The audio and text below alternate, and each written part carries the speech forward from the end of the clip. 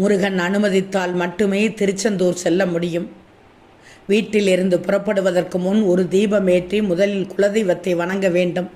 பிறகு முருகனிடம் நீயே துணை உன்னை நம்பி வருகிறேன் என உங்கள் வேண்டுதலை சொல்லி மனதார வழிபடணும். இங்கு கடல் மட்டத்திற்கு கீழாக சிறு குன்றின் மேல் கடலை பார்த்தவாறு சுவாமி வீற்றிருப்பார். பிறவி பணியை போக்கி தலையெழுத்தை மாற்றக்கூடியவர் திருச்செந்தூர் செந்தில் ஆண்டவர்.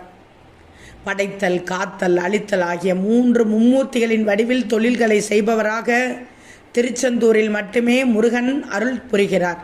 முதலில் கடலில் குளித்துதான் நாளிக்கிணற்றில் நீராடணும். நாளிக்கிணற்றில் நீராடிய பிறகு எந்த நீரிலும் குளிக்கக்கூடாது.